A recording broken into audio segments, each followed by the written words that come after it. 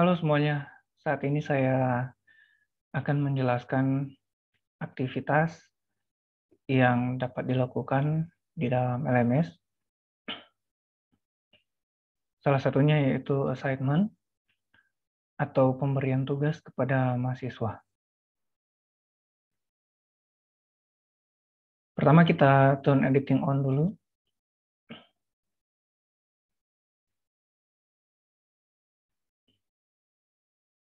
Kemudian di bagian topik ini kita bisa add an activity or resource.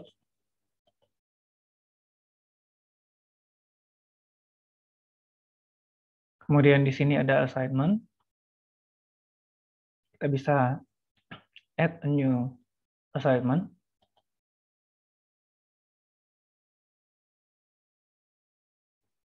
Kemudian di sini ada assignment name, kita harus memberikan nama. Tanda seru berwarna merah ini artinya kita harus mengisinya. Misalnya kita isi tugas mandiri 1. Nah, kemudian kita bisa mengisi description-nya berupa soal atau ketentuan tugas ya, di dalam sini. Atau kita juga bisa memberikan soal dalam bentuk file. Filenya kita bisa unggah di sini. Nah, kali ini saya akan mencontohkan untuk membuat soal dan ketentuan melalui description ini. Jadi di description ini kita isi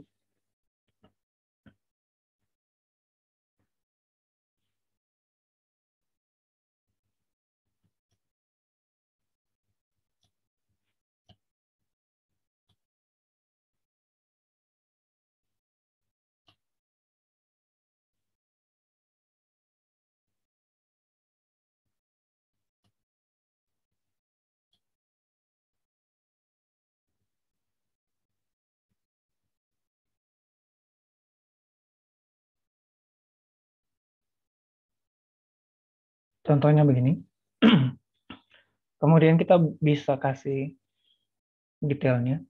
Detailnya misalnya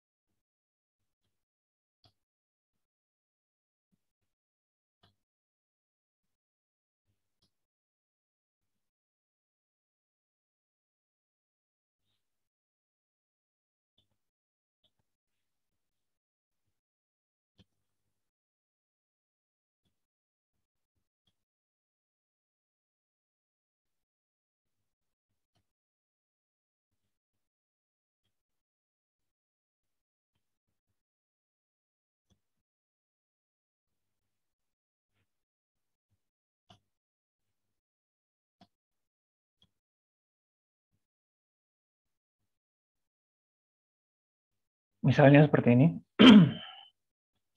Kemudian kita harus centang ini, display description on course page, agar supaya mahasiswa boleh lihat juga ini description-nya. Tanpa harus klik, mereka bisa lihat description-nya dan soalnya. Nah, kemudian ini kalau kita pakai file, tinggal kita upload di sini ya filenya. Kita boleh pakai teknik drag and drop ini. Jadi kita ngambil dari file yang kita simpan, kemudian kita dropkan di sini. Atau kita bisa pakai input file seperti ini. Kita pilih filenya file apa, seperti itu.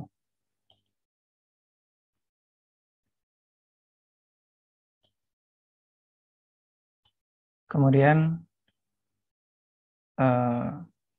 ketersediaannya. Jadi kita akan mengatur allow submission from tanggal berapa. Jadi kita mengizinkan untuk mereka memasukkan tugas dari tanggal berapa. Kemudian due date-nya itu sampai tanggal berapa. Jadi kita bisa istikan sini. Misalnya dimulai tanggal 3 September jam 00. Selesainya tanggal 10 September. Kemudian remind me to grade by. Jadi kita ketika mengaktifkan ini, jadi LMS akan mengingatkan kita untuk memberikan penilaian dan feedback tentunya. Kemudian submission types-nya ini ada dua jenis. Yang pertama adalah online text. Kemudian yang kedua adalah file submissions. Nah, jika kita memilih online text, mereka boleh mengetikkan secara langsung di LMS, tidak perlu upload file. Tapi kalau kita pilih file submissions, jadi mereka akan mengunggah filenya di tugas ini. Atau juga kita bisa mengaktifkan keduanya. Ya, tergantung pilihan Bapak Ibu dosen mau pakai yang mana. Tadi karena saya minta untuk membuat dalam file PDF, berarti kan harus file submission. Kemudian di sini ada maximum number of uploaded files. Jadi di sini berapa banyak file yang kita inginkan untuk mereka unggah, kita bisa batasi. Secara default dia 20, tapi di tugas ini saya hanya mau satu saja. Kemudian ukuran filenya kita mau seberapa besar. Karena tugasnya tadi saya berikan hanya satu halaman kertas A4, maka sebaiknya kita atur ini jadi 1 MB. Kemudian di sini accepted file types, jadi tipe file yang diterima. Kita bisa juga batasi di sini, kita bisa pilih. Nah, di sini ada banyak tipe-tipe file. Karena di ketentuan tadi dimintakan hanya mengunggah file PDF. Jadi kita pilih dokumen files, kemudian kita expand. Dan kita pilih PDF dokumen. Kita scroll ke bawah. Kemudian kita save. Nah, dia muncul ya, PDF. Nah, kemudian di feedback types, kita bisa, jadi feedback types ini berguna ketika kita memeriksa satu tugas dan kita memberikan masukan kepada mahasiswa, kita koreksi. Jadi ada feedback-nya untuk mahasiswa. Kita bisa pilih ini, boleh feedback dalam bentuk komen, atau offline grading worksheet, atau pakai feedback files. Nah, kalau kita pakai feedback files, kita akan dimintakan untuk mengunggah filesnya, file feedbacknya. Tapi kalau kita pakai feedback comment, kita hanya memberikan komentar pada saat memeriksa tugas dari mahasiswa. Nah, kemudian ini ada comment inline. Command inline kita bisa kasih yes. Jadi pada saat kita memeriksa, kita bisa langsung kasih komen di tugasnya. Kemudian submission setting. Ini tidak perlu dirubah. Kemudian group submission settings. Nah, group submission setting ini diperuntukkan jika misalnya dalam kelas kita itu ada grup, kemudian tugas yang kita berikan itu merupakan tugas kelompok, jadi kita bisa mengaktifkan group submission settings ini. Kita akan bahas nanti di video selanjutnya. Kita lewat dulu. Kemudian notifications. Kita bisa mengaktifkan notifikasi untuk siswa, mahasiswa. Kemudian di sini ada grade. Kita bisa atur grade-nya, tipenya apa. Kita tidak pakai atau pakai scale atau pakai point. Kemudian maksimum grade-nya kita bisa atur. Bisa 100. Atau misalnya sebelumnya kita sudah mengatur pembobotan pada setiap tugas. Misalnya satu semester itu ada 10 tugas misalnya. Dan di masing-masing tugas kita punya bobot 2 misalnya. Jadi misalnya kita isi maksimum grade-nya 2. Tapi kalau misalnya tidak mau diatur grade-nya, biarkan saja default-nya 100. Grading method.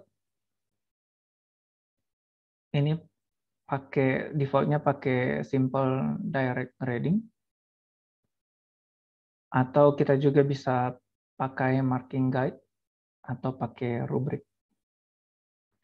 Di sini kita gunakan yang simple direct grading.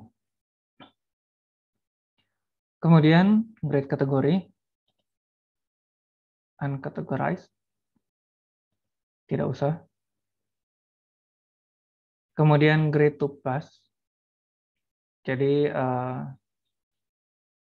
kalau kita biasa mengenal passing grade, nah di sini kita bisa atur, misalnya grade to plus-nya 60 misalnya.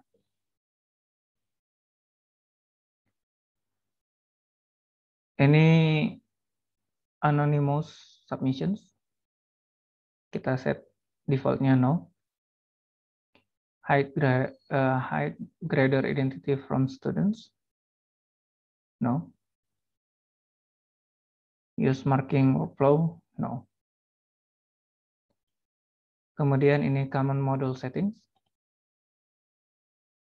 Nah, common module settings ini kita hanya akan mengatur availability-nya. Jadi kita mau show atau hide. Tapi tentu karena kita kasih tugas, tentu kita harus show. ID number tidak apa-apa, dikosongkan saja. Group mode-nya, karena ini tugas mandiri, jadi tidak ada grup, tidak ada kelompok, jadi no group. Kemudian restrict access. Jadi restrict access-nya ini kita bisa add restriction. Misalnya, kita ingin mereka hanya bisa akses tugasnya pada saat diberikan tugas, tanggal diberikan tugas. Dan setelah itu lewat, mereka sudah tidak bisa akses sama sekali. Nah, kalau kita tidak mengatur, maka ketika yang di sini, ketika kita sudah atur di sini, sekalipun kita sudah atur due date-nya seperti ini, itu mereka masih bisa klik dan lihat submission-nya. Mereka sudah tidak bisa mengumpulkan, tapi mereka masih bisa lihat submission mereka, masih bisa akses seperti itu. Nah, kalau kita mau batasi, kita batasi di restrict access. Kita menggunakan date. Jadi student must match the following. Jadi dari tanggal 3 September sampai tanggal 8 misalnya. Jadi ini kita dari from kita ganti until.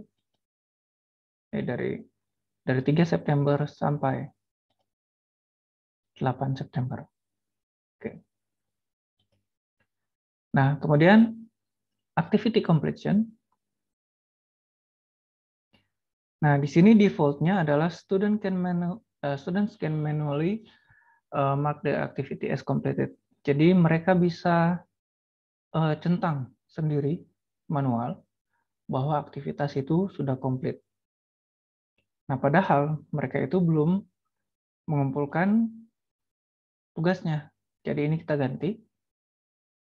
Kita ganti show activity as complete when condition are met. Jadi kita ganti ini. Jadi kita akan mengatur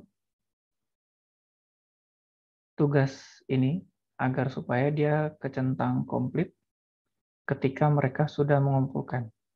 Jadi tidak ada centang manual.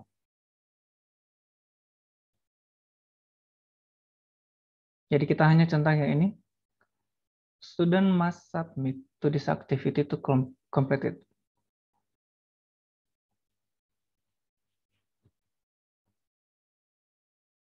Kemudian di sini ada teks dan competencies. Kita secara umum tidak menggunakan ini. Kemudian kita save and display. Kita bisa save and return to course atau save and display. Kalau kita save and display, tugasnya akan langsung ketampil. Dan ini seperti ini, tugas mandiri 1. Buatlah analisis sistem informasi yang kamu gunakan sehari-hari.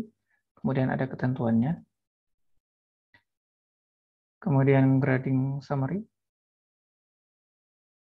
Jadi diberikan kepada 14 partisipannya. Due date-nya hari Jumat, tanggal 10 September tahun 2021, jam 12 siang.